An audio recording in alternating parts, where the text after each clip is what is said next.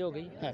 अस्सलाम वालेकुम दोस्तों, मैं मोहसिन बिलाल। आज मैं उर्दू में नहीं बल्कि पंजाबी विच तुहाडे नाल गल करांगा, क्योंकि पंजाब असैंबली पाकिस्तान की पंजाब असैंबली च तारीख रकम हुई है कि पहली दफ़ा साढ़े दो सिख भरा जिहड़ा है इस पंजाब असैंबली दे विच पहुंचे ने। एक दा नाम महिंदरपाल सिंह ने, वो PTI तो तल्लुक रखते हैं, तो सरदार रमेश सिंह अरोड़ा जी दूसरी बारी इस असैंबली च आए ने। जदों ये पहली बारी इस असैंबली च आए सन तो उदों एक कल्ले साढ़े सिख भरा सन, लेकिन अज दो सिख भरा साढ़े पंजाब असैंबली च ने। एक दा ताल्लुक PTI नाल। महिंदरपाल जी, सियासत चलेगी या अवामी मसले चलणगे जिहड़ी हिस्ट्री है बना के गए सन?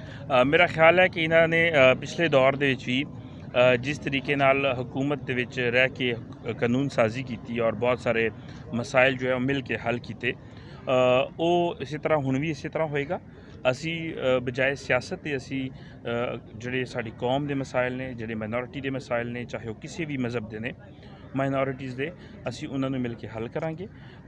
ये असैंबली भी मसले नूं हल करने वास्ते बनी है और असी दे मैंबर भी उन्होंने मसाइल नूं हल करने वास्ते बने और इंशाअल्लाह असी मिल के मसाइल दे हल करांगे। सरदार जी, इत्थे यह देखा गया, खुल के गल करांगा, मतलब जो सियासत आ जाती है ना, हुकूमती बेंच आपोजिशन बेंच, अगे तुसी हुकूमती बेंच च सी, हुण अल्लाह ने तुहानूं रब ने फिर दोबारा मौका दिता है बैन का, लेकिन तुसी आपोजिशन बेंच, क्या तुसी भी आपे चो ही तू तकरार तो नहीं करोगे जी असैंबली की रवायत चलती आ रही है? देखिए जी, जी गल है असैंबली की रवायत की, it's part of the assembly business की, तू तकरार तो होएगी। अगर मैं कहां तू तकरार नहीं होगी तो तू तकरार तो होंदी असैंबली। बट तुसी पिछला 5 साल दौर देखो, जिस तरह महिंदरपाल सिंह की गल कर रहे थे कि पिछले 5 साल कानून साजी हुई, मैनूं फखर है कि मैं जिहड़ी भी असैंबली रेजोल्यूशन लैके आया या बिल लैके आया, यूनैनिमसली अपोजिशन ने और हुकूमत ने मिल के पास किया। इसका मतलब अगर तुहाडा वर्किंग रिलेशनशिप है तो तुसी मतलब जिहड़ा भी तुसी काम करना चाहो कर सकते हो। मेरी हमेशा कोशिश रही कि असीं सारिआं नूं नाल लैके चलीए, और मेरी अगर पिछले 5 साल दौर भी दोस्तियां ज़्यादा रही तो PTI के जोड़े वो MPA जोड़े वाकई काम करने रजामंद सन काम करते सन, उन्होंने नाल असीं मिल के बहुत सारी कानून साजी की, बहुत सारे कॉकसेस असीं बैठ के इकट्ठे काम किया। सिख मैरिज एक्ट उसे मेरी सुनीला रुत साहबा मेरी उस कमेटी के मैंबर सन जिसका मैं चेयरमैन सी स्टैंडिंग कमेटी का, असीं मिल के बिल पास करवाया। सो हुण भी इस तरीके नाल सियासत अपनी जगह तो रहेगी, बट सियासत वुड नैवर कॉम्प्रोमाइज़ सारा जो वर्किंग रिलेशनशिप है और जो ओवरऑल असीं अवाम की खिदमत वास्ते, माइनॉरिटी की खिदमत वास्ते आया, वो असीं काम करते हैं। सरदार जी लास्ट ते दस दो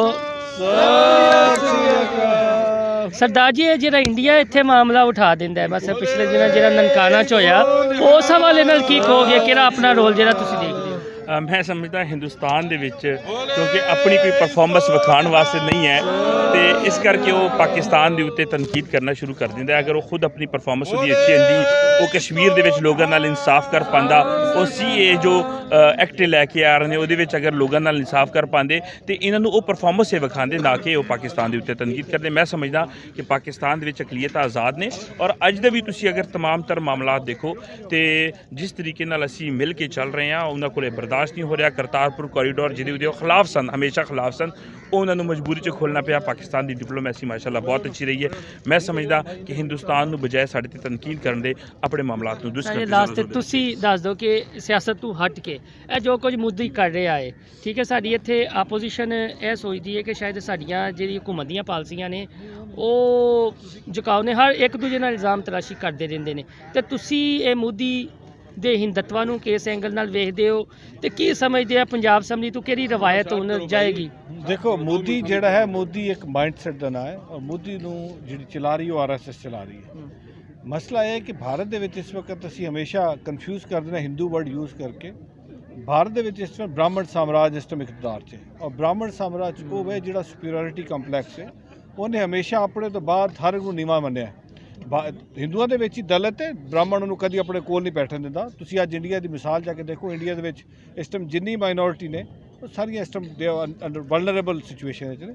सो इस वक्त दुनिया भर के ह्यूमन राइट डिफेंडर्स नूं, यूनाइटेड नेशन नूं, इंटरनेशनल डिप्लोमैटिक कम्यूनिटी ने सब अगे आना चाहिए, और भारत के इस वक्त जो माइनॉरिटी के नाल जुल्म हो रहा उस पर आवाज़ उठानी चाहिए। जब तक इंटरनेशनली कंडेम नहीं करेंगे शायद इसका कोई फायदा नहीं। जी बिल्कुल, तुसीं वेख्या असीं खुल के गल्लां कीतियां ने, ते सिख कम्यूनिटी बड़ी खुशी का इजहार कर रही है पंजाब असैंबली दे विच कि क्योंकि तारीख रकम हुई है, ਇਹ गुलपाशी भी उन्होंने वालों की गई है, कुछ फुल पत्तियां साढ़े उत्ते भी डिग गई ने, लेकिन पंजाब असैंबली च अपनी नैयत की जो एक तारीख रकम हुई है कि हुकूमत आपोजिशन वालों एक सिख जो पंजाब असैंबली का रुकन मुंतखब ਮੁੰਤਖਬ ਹੋਇਆ ਹੈ ਤੇ ਉਹਨਾਂ ਦਾ ਇਹ ਕਹਿਣਾ ਹੈ ਕਿ ਜਿਹੜੇ ਅਵਾਮੀ ਇਸ਼ੂ ਹੋਣਗੇ, ਜਿਹੜੇ ਅਕਲੀਅਤ ਦੇ ਇਸ਼ੂ ਹੋਣਗੇ, ਉਹ ਮਿਲ ਬੈਠ ਕੇ ਅਸੀਂ ਹੱਲ ਕਰਾਂਗੇ ਤੇ ਇਸ ਅਸੈਂਬਲੀ ਤੋਂ ਇੱਕ ਯੂਨਿਟੀ ਦੀ, ਇੱਕ ਇਤਿਹਾਦ ਦੀ ਆਵਾਜ਼ ਸੁਣਾਏਗੀ। अगर ਤੁਹਾਨੂੰ ਮੇਰੀ ਵੀਡੀਓ ਪਸੰਦ ਆਏ ਤੇ ਮੇਰਾ ਚੈਨਲ ਇਨਸਾਈਡ ਸਟੋਰੀ ਸਬਸਕ੍ਰਾइब करना ना भूलिएगा। खुदा हाफिज़।